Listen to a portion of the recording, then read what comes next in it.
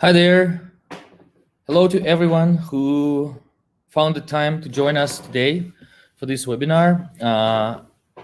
My name is Jan Shinkarenko, and probably most of you already know me and AgroInsurance International.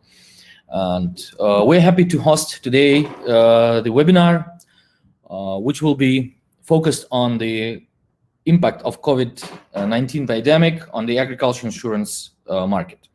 The idea came from AgroInsurance team when we were delivering several projects in Western Europe, in Central Eastern Europe, and in Asia. Communicating with the stakeholders brought us to very different answers, and they provided different feedbacks. So we decided to research more, and today we will present the results of this research, which was supported by our sponsors, Geosis, Green Triangle, and Skyglyph. A little bit about housekeeping. So today we're talking in Livestorm platform, which seems to be very comfortable for the speakers, for the organizers, as well as for the participants.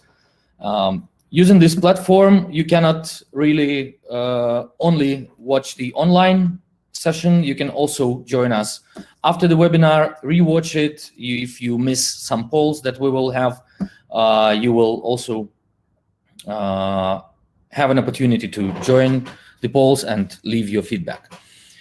Speaking about the polls, on the right hand side of the screen, you can see the two tabs. Questions, that's where you can ask your questions, and we'll be glad if you leave your feedback and questions in this section, which we will definitely answer after the presentations.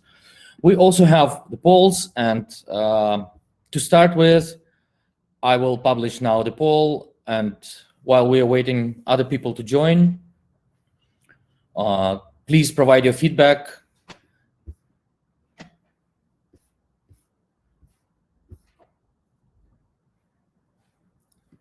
Yeah, very good. I see that some responses are coming, so thank you very much for these responses. We will also discuss those later.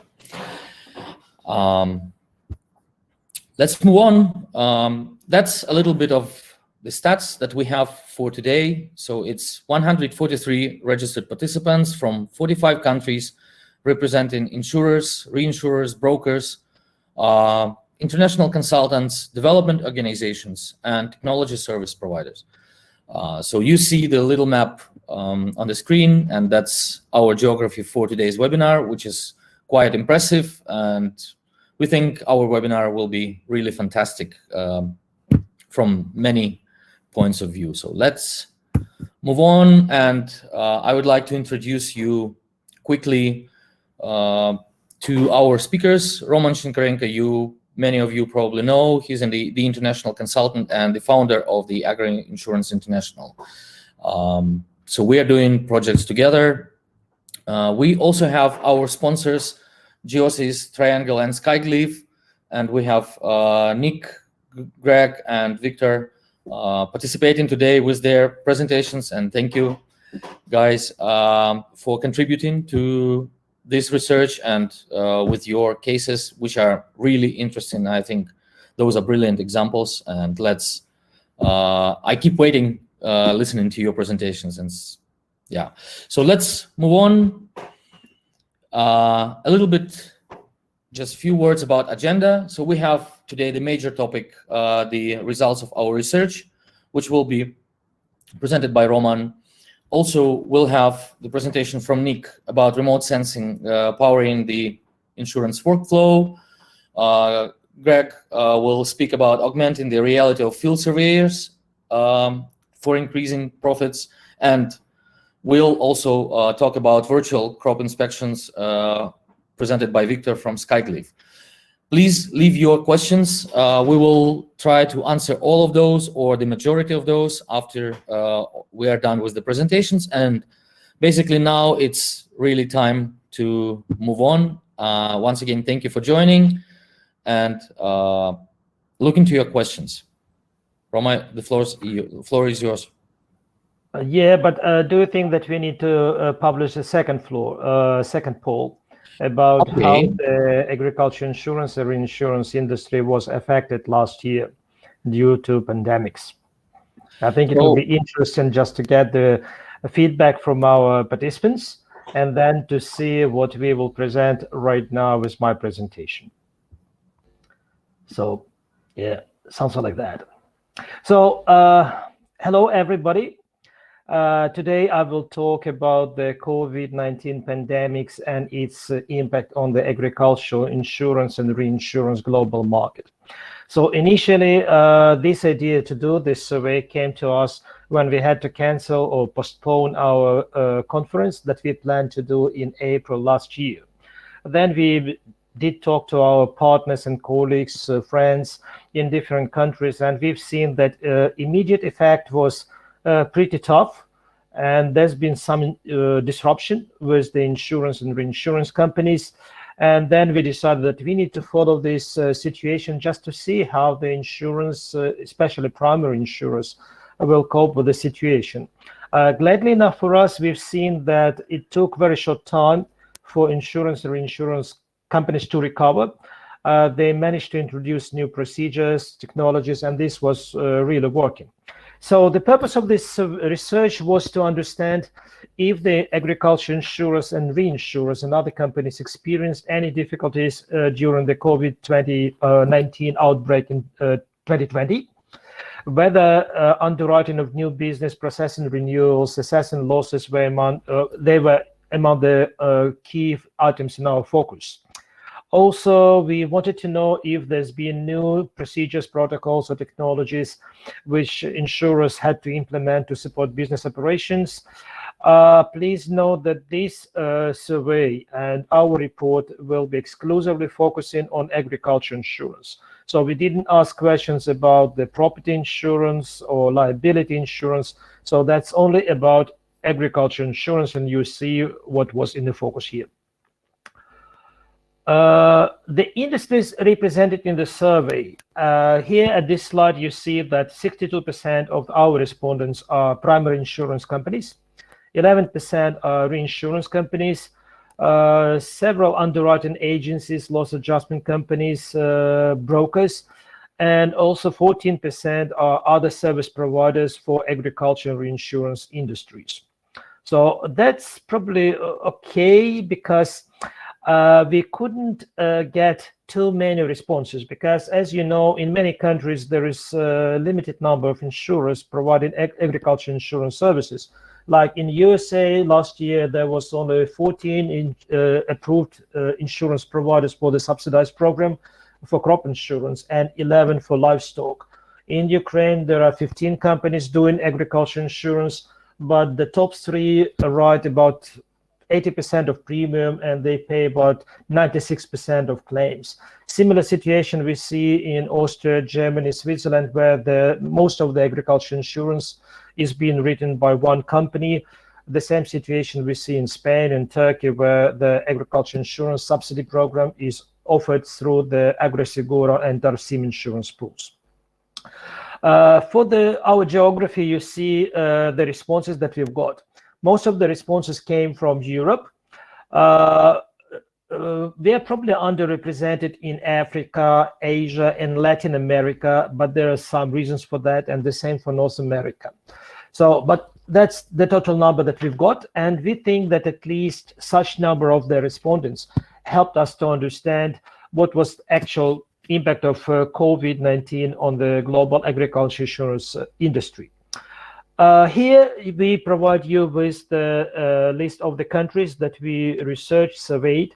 So what we did, we sent the questionnaires to our partners, colleagues, our personal contacts, and we've got some response. We also conducted a number of phone and web-based consultations, interviews, and we managed to do some research of the public sources, publicly available information, mostly through the internet. And we are very thankful for all of the respondents who actually filled in the questionnaires and sent them back to us. The main findings are the following. Only some companies, and it's 16% of our respondents, said that they experienced some decrease in premium volumes. Only 11% said that there is a reduction in the number of clients. This feedback was provided by the companies from India, several companies, Uganda, Egypt, and a couple of other countries.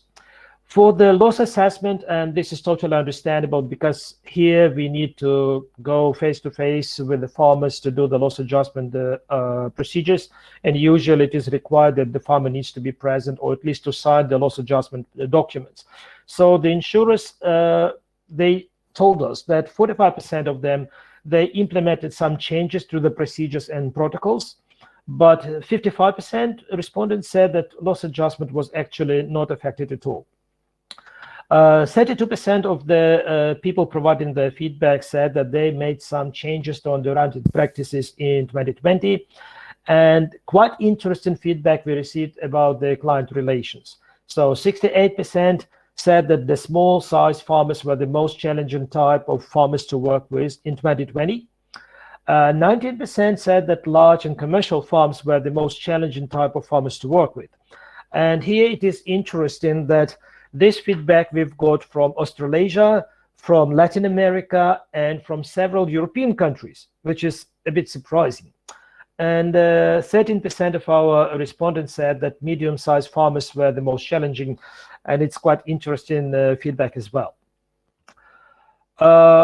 In general, here at this slide, you see that only 34% of our respondents said that they experienced some significant change in business operation in 2020.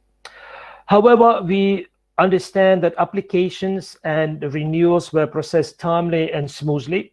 This is true about the primary insurance and reinsurance sector. So a number of companies, they implemented the application deadline extensions. Some companies like in Europe, in Turkey, in Northern America, applied premium terms revisions, and the farmers could get extension for the premium payment for several weeks or even several months, which is pretty understandable. Online solutions were employed as well. A number of companies answered that they had to implement these different communication platforms like Zoom, GoToMeeting, Microsoft Teams, or specific online applications to communicate with the farmers. Interestingly, work from home regime was a bit stressful for all of the insurers during the first months of pandemics like March, April, and May. But after that, everybody gets used to this new way of working, and actually this became less of a challenge to everybody. And the key challenge was the regional travel restrictions and no face-to-face meetings. A number of respondents, and while we had the phone calls with different partners, said that that was actually quite important because previously the insurers and brokers get used to talk to the farmers to explain them the new products or new procedures or some changes in the products that they implemented for the coming season. And under the pandemic circumstances, that became a bit difficult because you don't have this personal touch, and you had to realize how you can do it in an online regime. But that was okay. Several new programs were put on hold, especially in Asia. So our partners, colleagues, and respondents from Indonesia, Vietnam, Cambodia, and Myanmar, they said that they plan to put new programs on the market, especially the index ones. But because of the government restrictions or because of the turmoil at the farming market and in the country in general, they decided to postpone these programs and potentially to launch them either at the end of the 2020 year or in 2021. A very good and interesting finding that we've got is that even with in the countries where there is no government support to agriculture insurance, the programs were not affected as well. So we've got information that the Australian insurance from UK, Ukraine, Germany, and Denmark, they actually seen premium increase, and the number of policies, number of clients was quite stable, or there's been some slight increase, which is a very good sign, showing us that insurance industry is resilient, stable, and very adjustable to new circumstances. As for the key challenges, as already we said, here you see the graph showing that 74% of our respondents said that regional travel restrictions were probably the most challenging part, with inability to conduct face-to-face meetings, which is 71%. All of the other challenges, they actually been less than 30% of our responses, and I understand that that is the general situation in the at the market. So communication, the insurance companies and brokers, they managed to adjust their practices. Yes, it was more time required to plan farm visits. There was a bit difficult to communicate with the farmers, but insurers, they managed to do that. And as for the COVID response, there are some very specific points that we managed to identify. 26% of respondents said that they had to implement additional arrangements to ensure smooth distance communication between the clients and the insurance companies. 21% said that there was more time than usually required to plan farm visits and to conduct product sales or administrative activities. And 24% is for special arrangements to implement and to organize meetings with clients. So we know that in some countries, face-to-face meetings were prohibited, and previously the insurers or brokers, they got to the village, they will call the farmer, they will meet at the cafe, they will just have a cup of coffee, just chit chat, and then they'll talk business. Then they will go to the farm if they need to inspect the crops. This time it was not like that in 2020. So they had to communicate to agree where they meet, but the loss adjusters or the representatives of the insurance companies didn't come closer than 3 or even 5 or 10 meters, or they've been talking just by phone, just within the visual line within each other, but they didn't come close, and that's understandable why this was done. We've got a very good response, and our report, when you will get the full copy, you will see that there is a number of direct quotations that we inserted, because we actually really liked it, because it shows that our industry is socially responsible. We want to make our business good for our customers, and we need to provide quality services to the farmers and actually to other stakeholders like governments, like service companies. And here, this slide, you see a direct quotation what the president of Sompo Seguros in Brazil said, that we've seen the operational challenges that show us that there are some other ways to stay close to our customers and partners, and we were able to provide high quality services. And I'm really proud with this quote, and I think that this is something that many insurance companies did as well. As for the underwriting, 32% of respondents say that they have had some changes to underwriting practices. So a number of insurance companies introduced mobile applications or internet portals, and you can see it all over. So we've seen these changes in USA, in Canada, in some European countries, in Asia, that was implemented in Brazil as well. The policy sales and application deadlines were revised, but certain conditions or restrictions remain. So let's say in Canada, with the crown corporations in Saskatchewan and Alberta, there's been some deadlines, revisions and extensions, but they were extended only by 2 or 3 weeks. So these adjustments were done, but they were not huge. So the farmers had to do their job as well. There's been introduction of adjusted acceptance rules.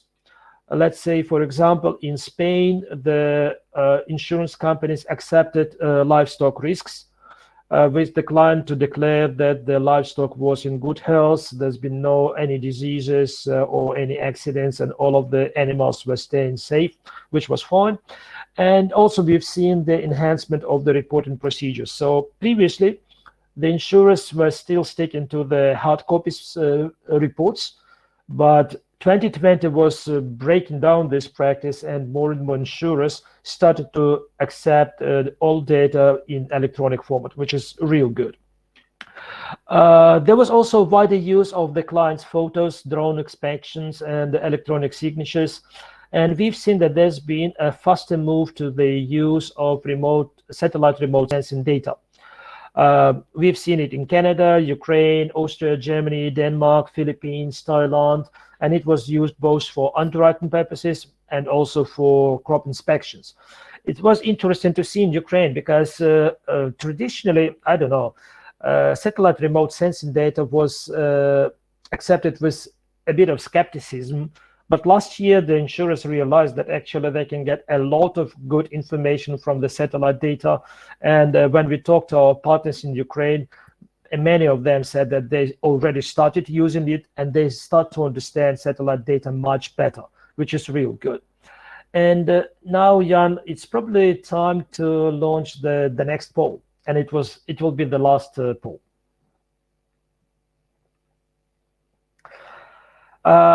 Another interesting feedback that we've got on the satellite technologies, and I think this is a good message to the service companies, to service providers.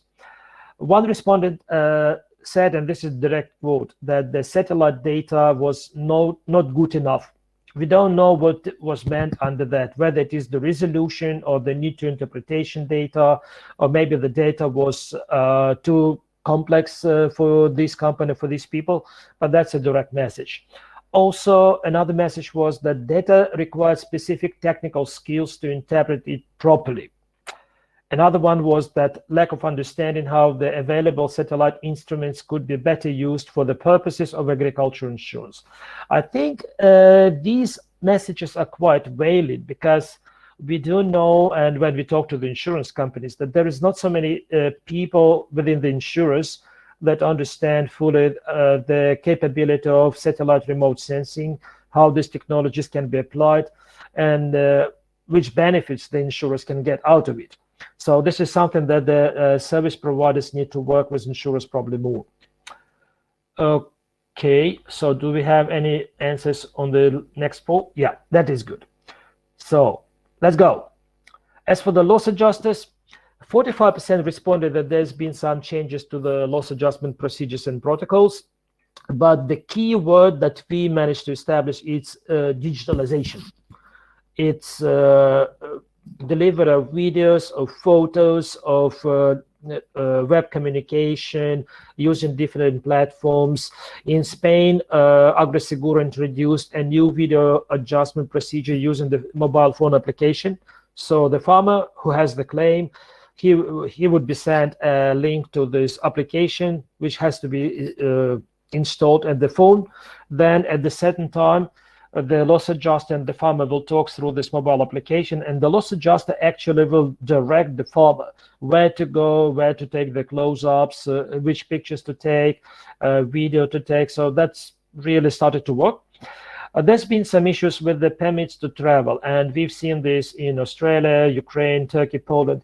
Probably this was the problem in other countries as well, but these are specific countries that said that initially it was a big issue. However, the government recognized that loss adjustment is the essential business activity, and in most cases, the loss adjusters receive the permissions to cross the borders of the administrative units or states or regions or whatever. In Canada, the insurers implemented very quickly safety kits, provided the loss adjusters with gloves, sanitizers. They also implemented specific procedures for safe distance inspections.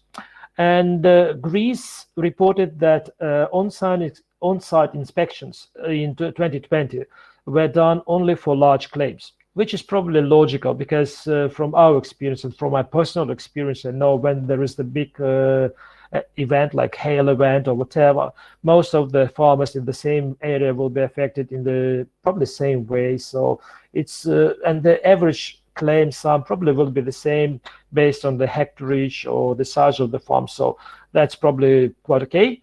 And those companies that managed to introduce the index insurance products, they said that, of course, they didn't have any loss adjustment issues. So for index insurance, this situation was perfect. And it proved that these solutions can be helpful to the farmers and to the insurers, because in this case, they don't need loss adjusters on a wide scale. Of course, you need to do some random checks or whatever, but that was working and the people liked it. As for the technologies, About 70% of our respondents said that this year they extensively used weather data sets and satellite remote sensing. Also, with certain percentage, like over 50, it was the use of digital software and digital maps and photos and videos. As for the combined yield monitors, automatic weather stations, drones, it was about 1/3 of our respondents that said that they used it. We've been surprised that the soil moisture data from the field sensors is actually not used by the insurers practically at all. It's less than 20% of the respondents, but there are certain reasons about that, so we probably can talk about this separately. At this slide, we provide you the profiling of using the technologies last year by regions. Here, we see that there is a bit of variation of what the situation we have everywhere. Quite interesting to look at Europe with the satellite data and weather data sets, and South America. So we see that South America and Europe, they have nearly the same usage of the weather data sets, 75% of our respondents. But the use of satellite remote sensing is totally different. It's 2 times less with South America than with Europe. In Oceania or Australasia, satellite remote sensing has 100%, digital maps 100%. I really don't know. That's probably because we had only 4 companies responding, and maybe all of them are more advanced. That's why we've got these results. As for Asia and Africa, I will be very careful to provide any feedback on this data because the number of the responses from these regions being a bit limited. But still, with the satellite remote sensing being used in Asia, this is not surprising. We know that there is a number of pilot programs going on in different Asian countries, and this is probably a good reflection of what technology is being used in Asia. As for the future use of technologies, that was another question that we asked because we wanted to understand what's the feeling, what the insurers are expecting just to use in the future. And we see that the ultimate champion here is satellite remote sensing. So, and myself personally, I would expect that we will use satellite data more and more. It will become more granular, more accurate, and much more helpful. At the same time, weather data sets are very important as well, but this is, again, not big surprise. We need this for risk profiling, for more granular underwriting, individual risk with the farmers, and also with wider implementation of index programs, weather data becomes of predominant importance. Also, the insurers insist that drones, GIS software, and combined yield monitors will need to be used more widely. That's quite okay. And I'm surprised with photos and videos. It's the lowest ranking. It's about 37 or 38%. However, I know that all of the loss adjusters mostly provide photos and videos during the claims management process. Maybe insurers do not perceive these technologies as new ones, and probably we already exhausted the full potential of these means. And here we provide the replies as for technologies from European countries. So you see there is a wide variety, and these are direct quotes from the questionnaires that we've got from our respondents. So it goes about use of more digital tools, increase using drones and satellites. We need to implement more digital solutions, new technologies for loss assessment, and for underwriting. The existing digital processes need to be fully optimized.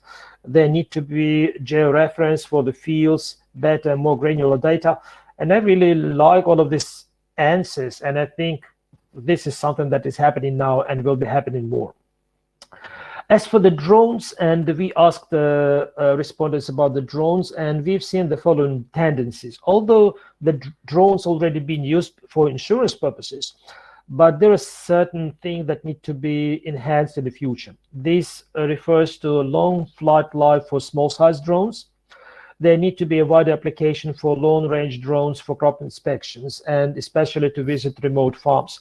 I understand that this is probably more relevant to such countries like Brazil, Argentina, Australia, where we have very big or maybe even huge farms which are located too far away from big cities. So that's probably something that will need to be implemented in the future. Also, there should be a further enhancement of the equipment that can be loaded to drones. So at the present time, drones usually have the video and photo cameras, also infrared and some other sensors, but the insurers expect more information to be delivered by drones. And also another interesting thing is that there need to be further development of special platforms to analyze drone data in real time and quick delivery of this data to the insurers, maybe the same day or the next day. So the insurers don't want to wait for several weeks or kind of on several days just to get this data. With the satellites, there's been no surprises. So insurers won't increase the revisit times, high numbers of satellites on orbit, further development of equipment to provide enhanced or better resolution, more specific data. Also, I think what is very important, there need to be adjustable platforms, not only images or graphs or some visuals of satellite data, but there need to be the analytical platforms that will provide agriculture insurance for underwriting loss adjustment purposes with the quick opportunity to analyze data and to make decisions. So this is really quite important. Again, this is another technology feedback. I think it's brilliant. One of the respondents wrote, and I really like it, that regardless of COVID, our goal is to permanently adapt insurance products and services for the needs of producers. And we need to develop new technologies that need to contribute to faster, more efficient management of insurance policies, help insurers to reduce management costs, and also to improve efficiency of the loss adjustment procedures.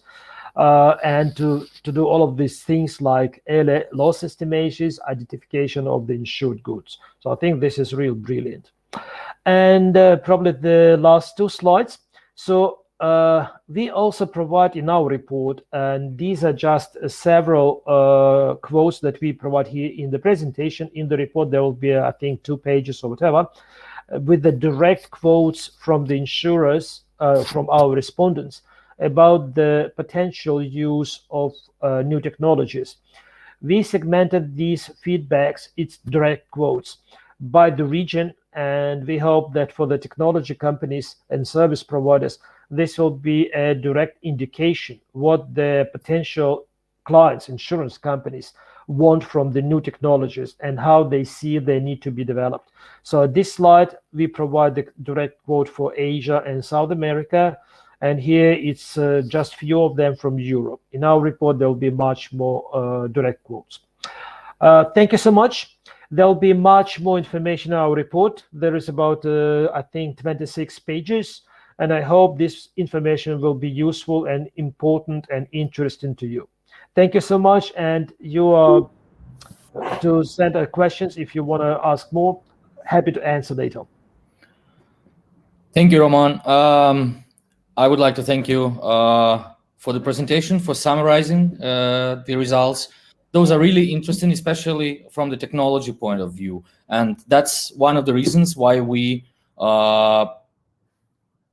selected the way to support our research with the technology companies, with the technology partners who are today with us. And I will give the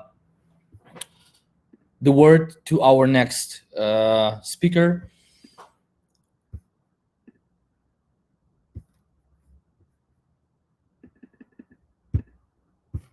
Sorry. Now we have Nick. I will not introduce then Greg and Victor, so I would suggest the speakers just pass to your cases, because these cases will also be described in the report. So you will have now much more detailed information with the summary also provided in the report. Thank you, Nick. All right. Thanks, Jan.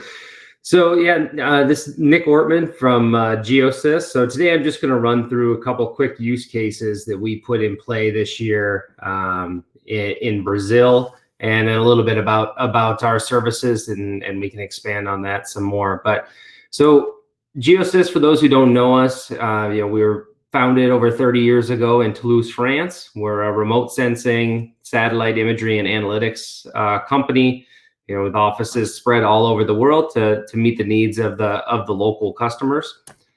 Our real big value and big feature is kind of a little bit like Roman said, where we have this platform where we're processing and delivering satellite and weather data globally every single day, all hours of the day, and in packaging that data into different granularities depending upon what our clients need, whether they're monitoring an entire region or country, to specifically at the farm level for the grower, all the way down to the most, well understood and typical medium resolution imagery for the field level and intra-field level. We're also processing both current near real-time data and historical information for building, whether you're trying to do underwriting systems or policy design and you want to consume analytics from satellite imagery, or you want to monitor a season or check how the season has started, and doing claims management, detecting if the field's been harvested and how the season went. So really our whole platform, is that we're the sort of that expertise, like Roman said, that maybe not every insurance company has the internal knowledge to be able to process and analyze their own remote sensing data. So we're that company that does all the heavy lifting of processing, cross-calibrating from multiple sensors, and delivering sort of one package, one analytic that we can then build off of to serve the need of our customer. So pulling everything together and sort of feeding up that analytics ready data so that initial heavy lifting isn't needed to be done at all by the insurance company. So today we'll just run through, there's many use cases where we've put our products and our analytics to work, but we want to start with a couple clear and easy ones that we did last year around COVID-19 and improving efficiencies and speed to delivery and accuracy when we can't go visit the field. So we're going to go through an underwriting and a claims use case that we did in Brazil this year, just to give you an example of what we can do, right? There's a lot more that we can build up on top of this. So with our client in Brazil, we really did a lot of work on being able to do remote underwriting without having to send anybody to the field to do an inspection. When a policy comes in and a grower says, "Hey, I would like to buy crop insurance on my farm," we do some analytics that are processed quickly and automatically using the information that we have. And just a couple of examples here in the policy. One of the first things is that they require a field to have a production history. So obviously many of you know some of the fields in Brazil are new to sort of broadacre insurance. So if a grower would like to insure soybeans, the insurance company needs to validate that this field has at least 3 years of production history for broadacre crops. So with our system, all we really need is a quick border of where's this guy's farm at. And we can very quickly say, here's how much of their farm does have that 3-year production history. So do they qualify for coverage? The next step, once they have validation of production history, is also understanding where that field lies within some of the other regulations. So has this field existed inside that farm border? Or is a grower trying to insure land that maybe isn't his or doesn't belong to this particular farm and needs to be insured under a different policy? Or more importantly, is this a field that exists within a nature reserve, which is very important in Brazil as well. So our system, again, just a simple, where are your fields? And we're able to automatically and within minutes process whether this field is eligible for insurance based on its remote sensing location, all without sending anyone to the field in order to validate this claim or to validate this policy. So with this system, it makes the underwriting process much faster from when a customer requests a policy to when we can sort of pre-approve some policies without ever doing any in-field visits. And obviously that's been very important with COVID. And Brazil, the Brazilian insurance market is very competitive right now. So having that speed from application to approval, it has been really a game changer for our clients in Brazil.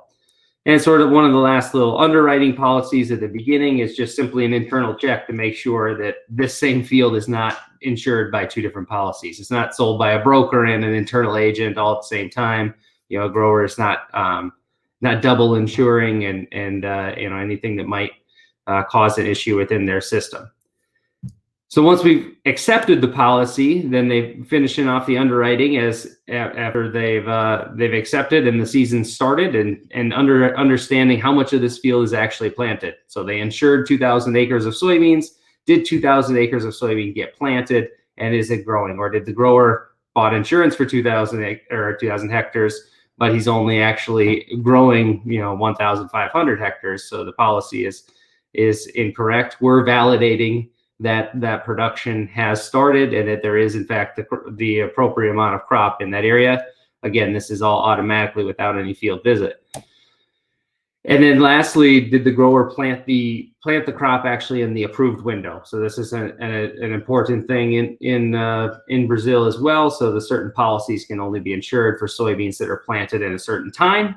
And so we are able to validate, yes, this field has started growing, the whole field is growing, and it did start growing and was planted at the appropriate time of the season. And additionally, not necessarily so much part of the underwriting, but as far as getting your season off to a start, when we're classifying if the crop was planted at the right time, we're also able to take a look at what conditions it was planted in and understand, so was this planted into dry soil conditions, wet soil conditions, and sort of get a jump start on which one of these policies is at a sort of a disadvantage from the start, is sort of anticipating claims. So that's one of the quick ways that we deliver. But since we have this platform of all this data, that we're able to set the sort of the base level, and we can build the analytics right on the top that directly answer the questions around underwriting for this client in Brazil. The next example is in a claims management use case. So again, this is the same thing. We have the platform with the imagery that's being processed every single day and being updated, and all the historical information, where when a claim comes in from a grower, not only do we know what's happening right now, but we can also take a look back and see what's happened so far in the entire season and get an assessment quickly on whether or not, you know, if there's 1,000 claims that come in, we can very quickly and automatically assess those 1,000 claims and determine, okay, well, these 800 claims are very obvious ones, so we can already pass those aside and approve those. These last 200, 100 of them are not approved for a certain reason, and maybe another 100 do require that in-field visit. So this will run through a quick use case of one of these claims that came through in Brazil. So here's one we had a heavy rain claim.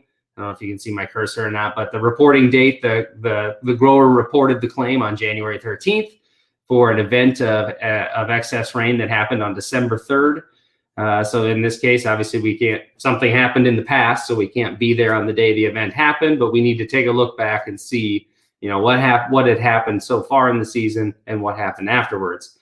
This claim, as you can see in the image on the page 1, I guess, of the automated report, you can see it's a red non-validated claim, even though we can see that after the event happened, we did have a drop in vegetation, but for some reason this claim was denied. So if we take a look at on the page on the right, page 2, we can see, I don't know how well you can see on those curves that you're seeing in the NDVI graph, we can see the gray curve was what for the 2020 season was finishing off, and we were in senescence and nearing harvest at the date of the claim. And, you know, like I said, we did see after the event a drop in vegetation, though that was likely caused just because of the timing in the season. Down at the bottom here, we can see some images of the field from before and after the event. And then we can see a little bit better view of the images and the change in difference map from before and after the event, and see that 42% of the field did seem to have a negative impact, or it decreased at a faster rate than the rest of the field. So we identified 42% of this field did, you know, it is growing worse or dying off faster in this case. However, when we look at page 4 of the automated report, we can see that precipitation seems to have nothing to do with what happened in this field. So the field had received some rain maybe a week or 10 days before the claim, but on the date of the claim thereafter, there was no result in heavy rain. So obviously the issue we have with this field dying off is caused by something else, just something poor performance, nutrient deficiency, whatever it might be, but certainly not due to heavy rain. And so we can, this, as you can see in these reports, and we have, I guess, 2 more pages that come out just to validate all the other statistics we have about this field, what the temperature was like, was there any wind involved, or any issues with solar radiation. So when a client, the customer puts in this claim, our system can very, very quickly, I think, well, no, this is usually like within minutes on our side, but then internal reviewing and things like that, within a day or less, a claim can come in, get processed, get assessed a approval or not, or a need for more information, and then they can, our client can pass this data along to the grower with your claim was denied and here's why. They have all these statistics there and ready, all without ever having to visit the field, deal with all the issues with COVID travel. So, these are just a couple of use cases, a couple of clear workflows that really enhanced our efficiencies for our clients in Brazil. And obviously in the competitive market, being the fastest to approve and a policy at the beginning is great for the sales and customer onboarding, and then the fastest to pay out claims at the end is great for maintaining and renewals. But we also have obviously many other solutions that we can deliver. We're not just a product-based company that kind of has a one-size-fits-all. We know that some people want product stuff, some people want just APIs to data, some people want build dashboards and customized reports like this client in Brazil had. So really, we can figure out any kind of solution or package that meets the need of our customer. So if anybody wants to know more, here's my information, and I'm sure that it'll be also included with the presentation. But that's a quick run through, I guess, of a couple use cases where we really put satellite imagery, but more importantly, the analytics built on top of it to work. So, and then just a comment on a couple of things that were mentioned before about improvements to satellite imagery. So our parents company Earth Daily is also in the process of financing and launching a new 5-meter daily revisit scientific grade data satellite constellation. It's hoping to come online here in the next 3 years. So Roman hopefully will be addressing some of those issues that were mentioned in the presentation or in the survey. So thank you, Nick. Thank you very much. And with this, please don't forget to fill out your questions in the questions section on the right side of the screen. And with this, I give the word to Greg to speak about the solutions from Green Triangle.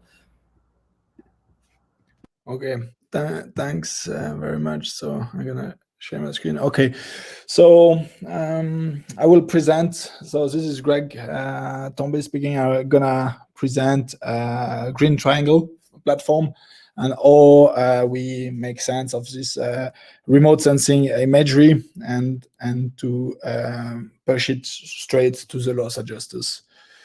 So currently we are operating in several countries around the world. So in some country we provide weather monitoring, in some country crop monitoring, and in some country we provide both. And we also have a local presence with a loss adjuster. And Green Triangle has been developed to push these data sets, weather and remote sensing, straight to the loss adjuster. And our goal is to augment the reality of the loss adjuster to give him access to real-time remote sensing data. So we have a platform which is a plug and play and works on mobile device that allow people to get access to the remote sensing information.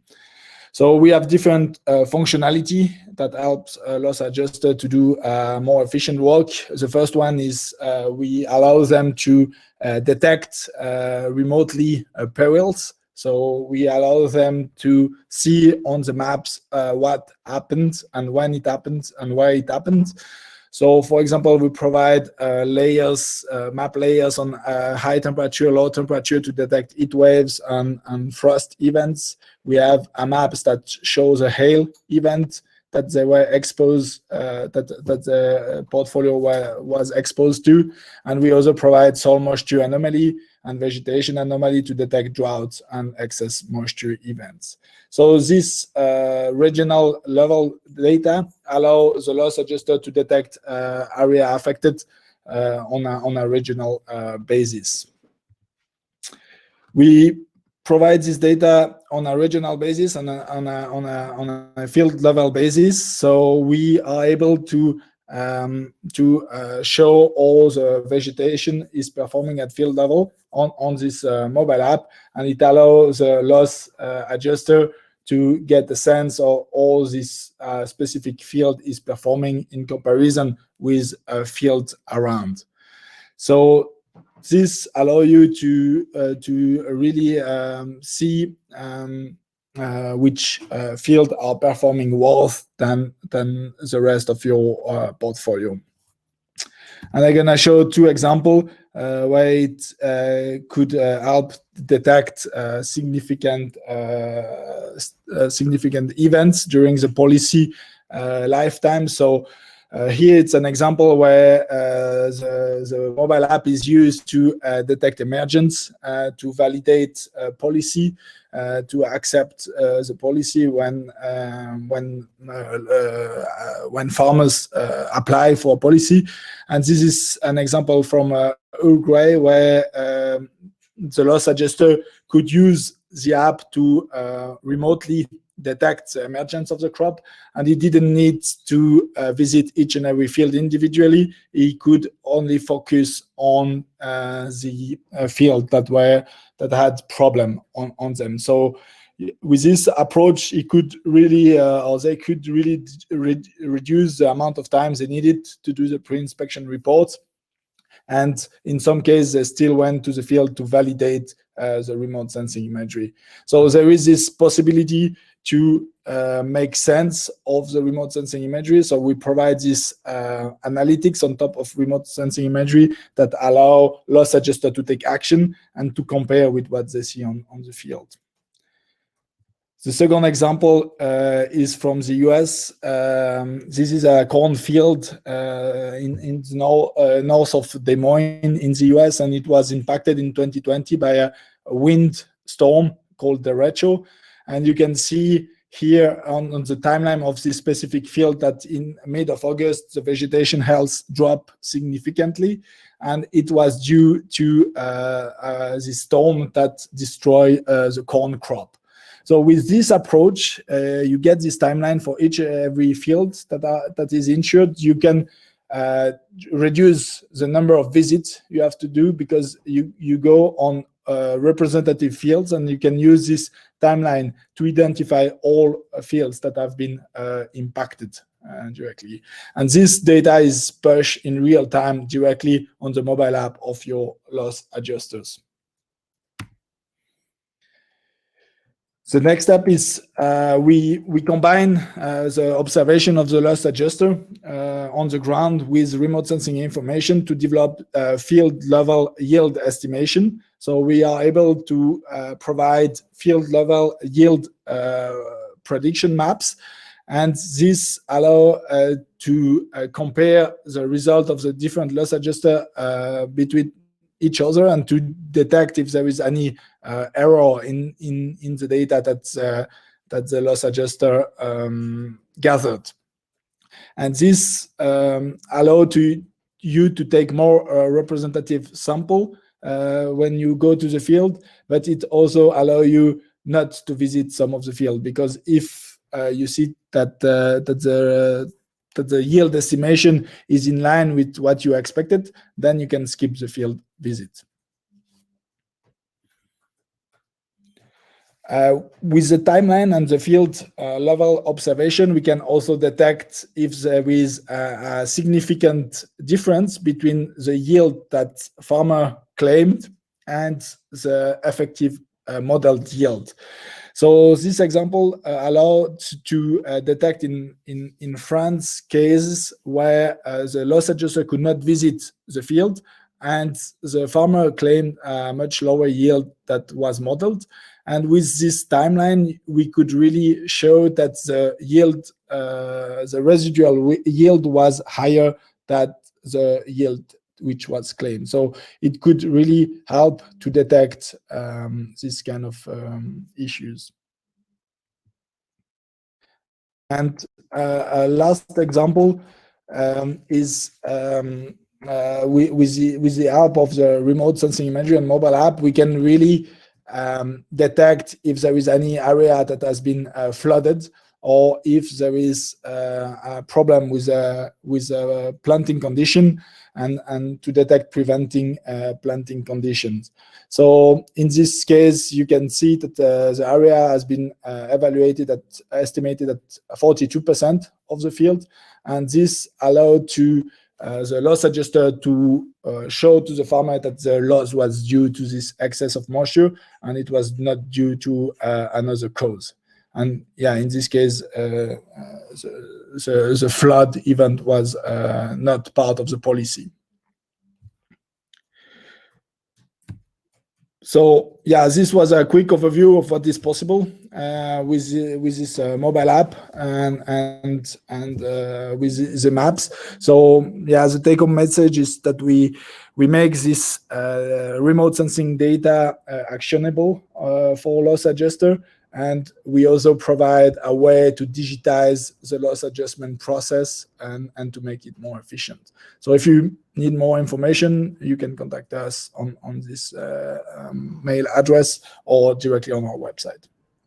Thank you, Greg. Thank you very much. And don't forget, if you have any questions specific to each presentation, you can ask those in the questions section on the right-hand side of the screen. And now we move to the last presentation with Victor before the question and answer session.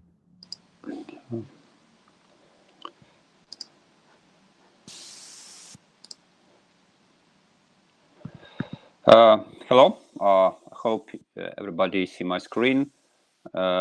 Christian, can you see? All good, Victor. All good. Yeah. Okay. So indeed, my name is Victor Yermak. I'm CEO of Skyglyph, a company which provides and concentrate primarily on the low altitude field and crop inspection. It means that we of course use the satellites, but we primarily prefer to encourage insurance companies to use drones and smartphones and in robots to understand the damage more precisely and quickly. So my presentation show both technologies and a couple of use cases which would be interested for the crop insurance industry. So from the technological side, we propose use a combination of satellites, drones, and smartphones, and even ground robots to understand the damage indeed very quickly and without any doubts. So first of all, we provide precision satellites. You as insurer can use 3 meter resolutions and even 50 centimeters resolution satellites every day, and visual NDVI to analyze the smallest details on the fields and detect some type of damage even without a visiting of the field. Additionally, our main instrument is drones. And drones, we provide also very simple mobile application, which enable you as a claim adjuster use drones with only by the one button. So the process looks like a fully automatic surveying of field. You press one button, drone flying, collect a lot of photos, and every process of scouting run without a human invasion in the ideal situation. So you can see the example of orthophoto from the drone. So very high resolution. There's a Repseed field where you can explore some damage after drought. It's the only example how high precision maps looks. Then another instrument which we also provide, smartphone. So typical smartphone and our ground scouter application enable our clients to collect precision data from the points of interest. Also, you can collect not only photos but also other relevant information in every point. For example, severity of damage, number of plants, and type of damage, and so on. And then with a very simple interpolation engine, you can create such high overview of damage in the field. So additionally to this instrument of data collection, we provide a number of comprehensive instruments for the analysis, starting from the analysis of index, multispectral index reports. Also, we provide the interactive segmentation engine where you can interactively detect damage without any problem very quickly. Interpolation engine, which we also mentioned, and another instrument, machine learning, which we use for the detection of and counting of plants, the detection of weeds, and so on. And the next section dedicated to the use cases, which we brought with help of previously mentioned technologies. First case, very simple, looks like very simple. We provide the NDVI, which show the damage by the flood, and did very obvious case where a claim adjuster save the time and travel expenses for the visit to the field. Next example shows a comparison between satellite images in the left side, where we did not detect any damage, but in the right side we see how works our segmentation engine, where insurer can detect the damage zone, lodging zones after strong wind very precisely. And indeed, we mentioned that insurers want to see something right in the fields. In our case, it took less than an hour for the data collection, and usually we provide analysis and processing of data next day after data collection. So what we can promise and what we can do to satisfy the demand of quick analysis. The next example show how works machine learning, or in our case deep learning, where drone on the low altitude collect the photos and count the Repseed. And in this case, initially farmer claimed about 70% of damage. And our deep learning engine show only 42% of damage of Repseed. And this case and these instruments, artificial intelligence, help simply save money for the compensation and agree with farmer about lowest compensation than that was claimed. So that's all what I want to say to you, and also I would like to say thanks to the Jan and the AgroInsurance company to give us opportunity to show the such interesting cases, I hope. Thank you, Victor.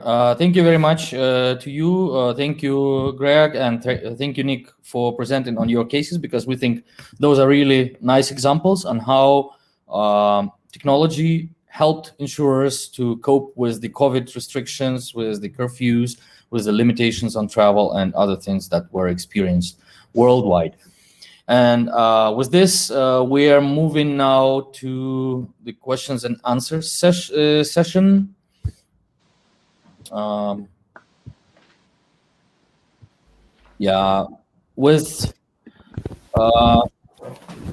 So far we have several questions, and the first one comes from India, and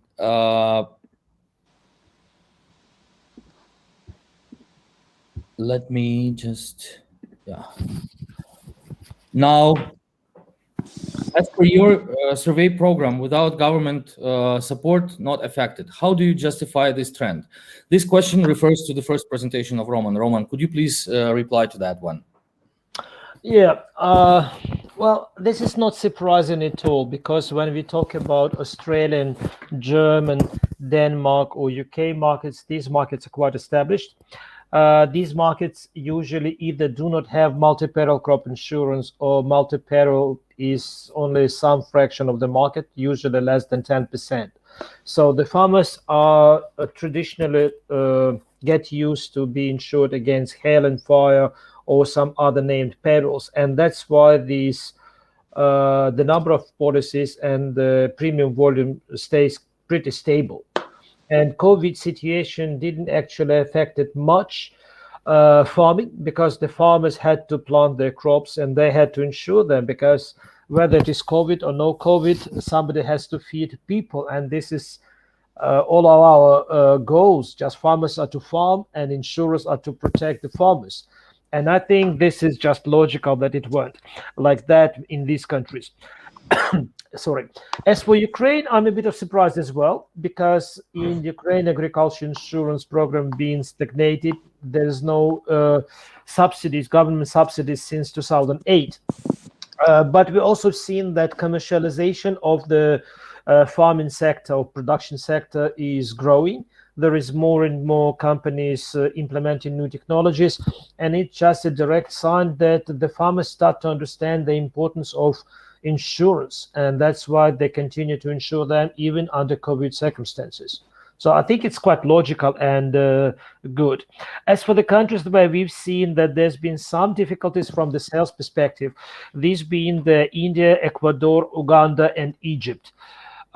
It's a bit questionable as for India, because the open sources also provided that some Indian insurance companies that participate in several government-funded subsidized programs, they actually reported quite opposite results, that they actually last year increased the volume of customers, the number of customers and the volume of premium. So I think that this statement about India here is just comes from the responses that we have.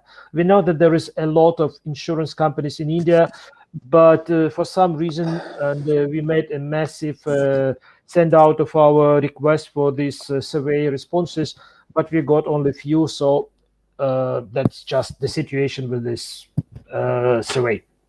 That's it. Thank you, Roman. I hope this replies to the question. The next one comes from Switzerland, specifically to Green Triangle. Combining fields data with ground sampling, like you do, seems the way to go. But does your application reduce loss adjustment costs? And if yes, how much? Is there any estimate on how much you can reduce on loss adjustment?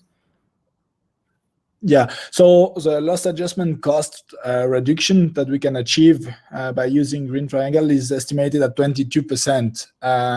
So this cost reduction comes from the fact that you don't need to visit each and every individual field, and you can get better, you can get more representative samples.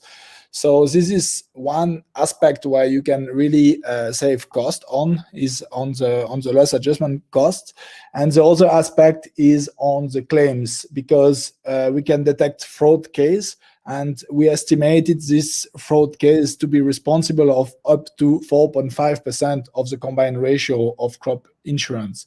Because in crop insurance, it's never black and white, it's always gray when you assess the claims, and having evidence and objectivity into this process helps you to reduce the number of fraud cases. And the number of fraud cases may be small, but the impact on the combined ratio is high, because when you have a fraud case, it really increases your loss ratio significantly.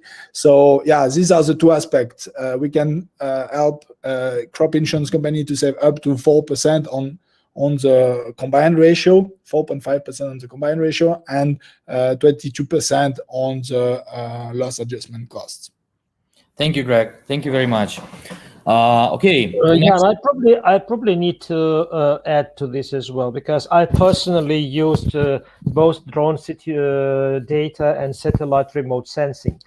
And from one aspect, satellite remote sensing helps us to understand better where to go to the field, and it can save you up to 20 or 30% of your time that the loss adjuster will spend in the field or in the orchard. So if the loss adjusters are billing insurance company by the time they spend for inspection, this is money that you can save.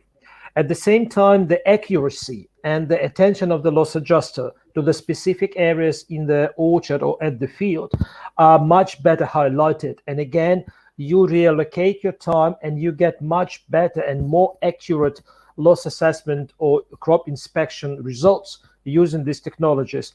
In my experience, I can tell you that you can save millions if you use these technologies on a day-to-day basis. So I did have a lot of cases in Australia. I can talk about this for ages, but believe me, this is very useful. Mm-hmm. And through the digitalization of the process, is loss adjusters, they don't need to spend time writing a Word or PDF report on the results. So they can really focus on what they do best. So going into the field and looking at the crop, and all the reporting and all the PDF generation and documentation to sustain the assessment of the claim is automatic. So this saves them a lot of office work, and this is usually the work they don't like to do. So it's really kills the pain for them. Thank you. Thank you very much. So the next question we have from Philippines, and here's the question: how much does it cost to access this type of technology? Is there a benchmark cost per area? Basically, this is the question to all our technology partners here. And this is one of the main questions always the customers have. What's the price for the service? So maybe we start with you, Greg. Okay. Yeah, Nick, Victor, please add. Yeah, maybe Nick, you can start, and then Sure, I'll start. So it's always very complicated, because as I mentioned on ours, our system is very custom tailored to what it is what question you're trying to answer, what problem you're really trying to solve. We have very low cost per area things. If it's just that you want to purchase some data that you want to fill your own process with, all the way through sort of what I showed before, that's an actual packaged claim report and automated process at the end. So unfortunately, it really just depends on what you're trying to do. It can be something as small as a few, 10, 15 cents per hectare, or it can be something up to, $2 per hectare. It really just depends upon the actual solution you're trying to put together. For us, anyways. Victor? Yeah. Our technology costs from $2 up to $4 per year. Depends on instruments. If you can use only drones, it could be For which But- unit, Victor? Which unit? Per hectare per year. Thank you. Greg? Yeah, for us, it depends as well a bit of the level of service you need, but I would say the range from 0.5 to $1 per hectare make sense. So yeah, I think this is a range that is interesting. It depends a bit on the size of the fields and the size of the program, but and the level of functionality you want. But this is a good range to target, and we tend to focus on imagery that are not too expensive, and to make the product as cheaper as we can, because obviously our goal is to reduce the costs for insurance companies. Roman? Well, from my experience, I should say that the cost of service that I've been using several years ago, it was less than 2% of the total loss adjustment costs. But about 10 cases that we investigated with potential fraud or inaccurate information, it outweighed the cost of this technology 10 times or maybe even 100 times. So it's not as expensive as you consider. It's much less than 5% of your total loss adjustment cost, and it's really a small fraction of your premium from the portfolio perspective. So it's cost efficient. Yeah, indeed.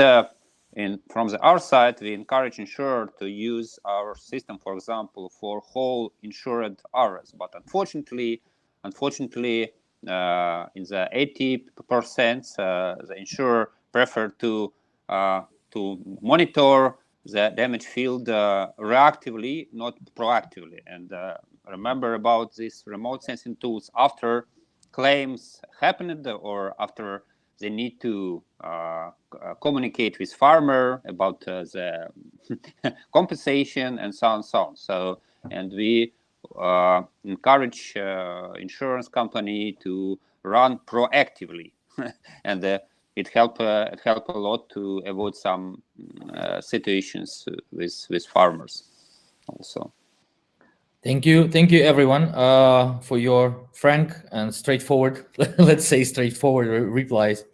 I do understand this is a complex issue, definitely, about the pricing, and it's negotiable, but thank you for the indications.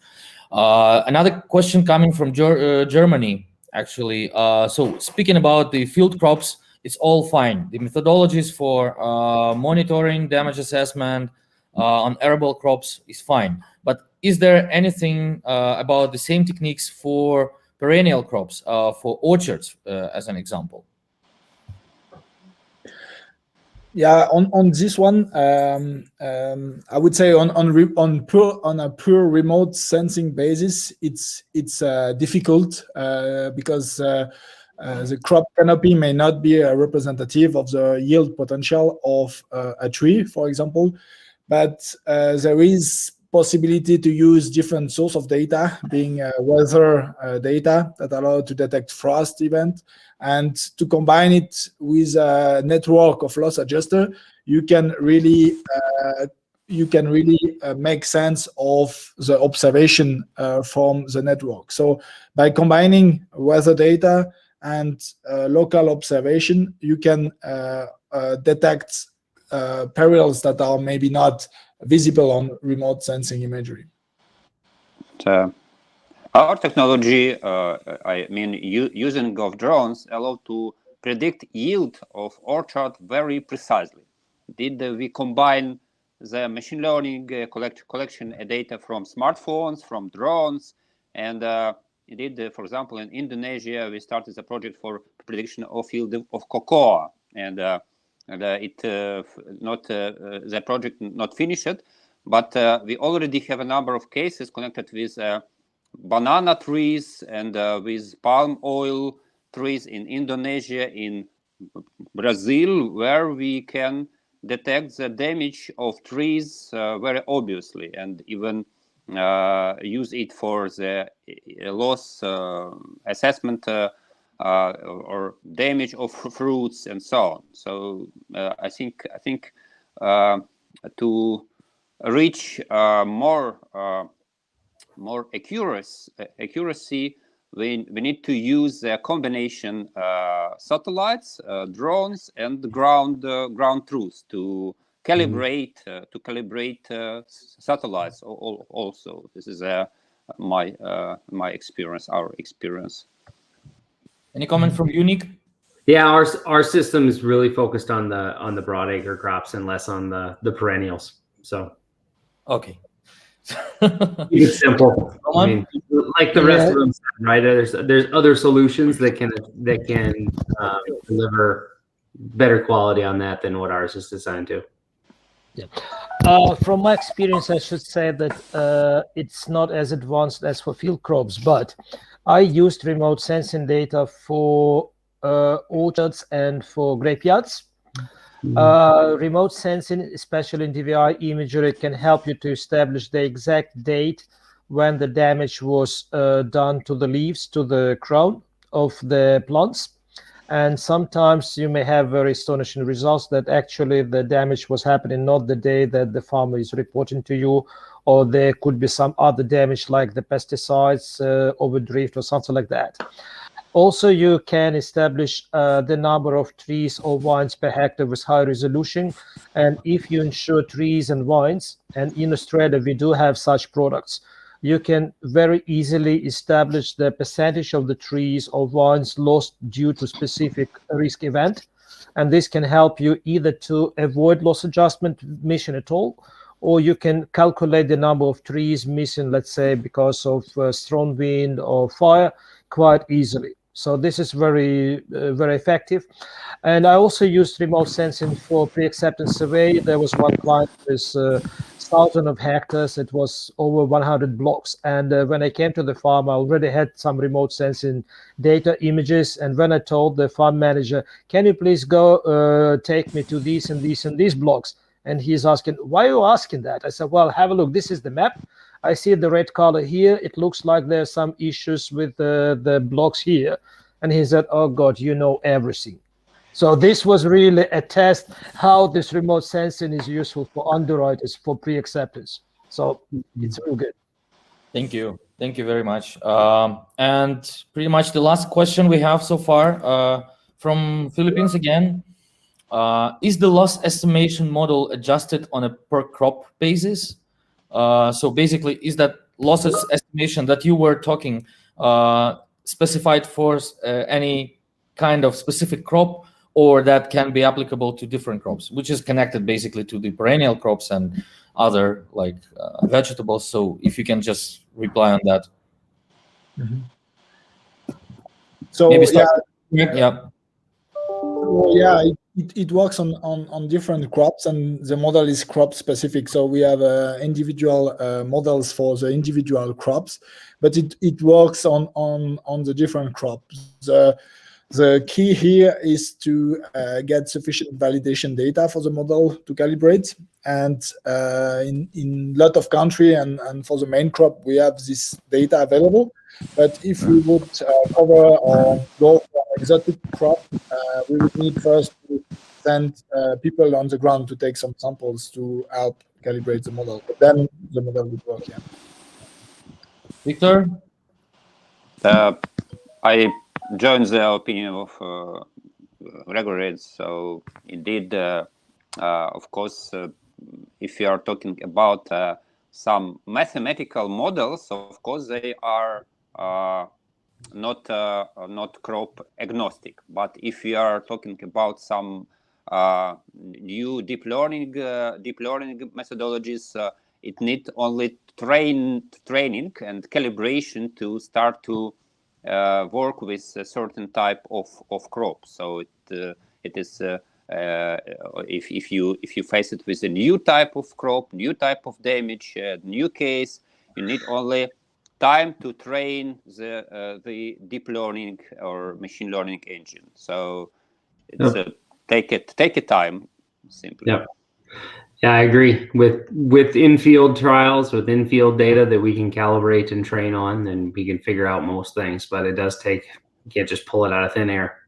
So the largest issue is always the in situ data, the infield data that is sufficient to train the system, and this is one of the biggest challenges that most of the service providers are facing.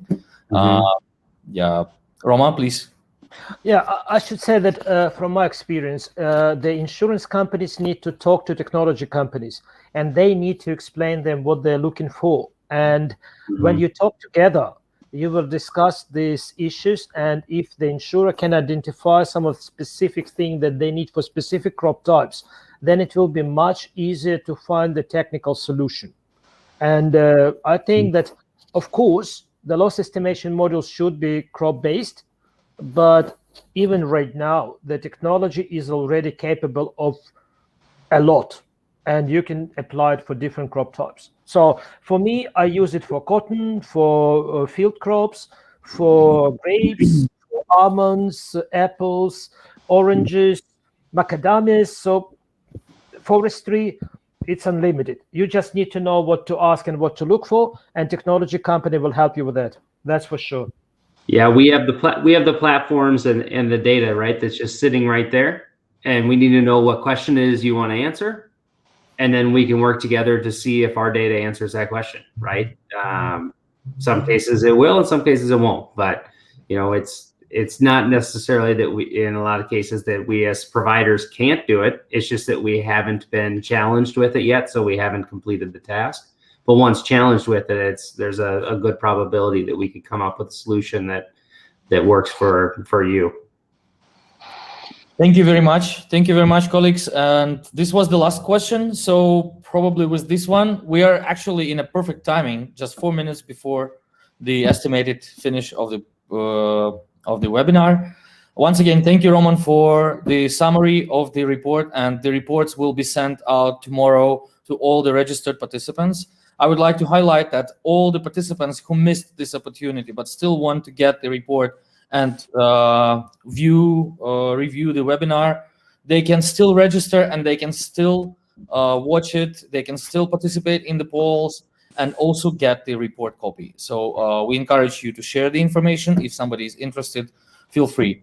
Yeah, we are looking also to your feedbacks, and we are ready to share the presentations of our partners from GeoSeas, Green Triangle, and Skyglyph. These cases will be shortly described in the report, but if you need the presentations, please send us the request, and we will definitely share it. Thank you. Thank you very much.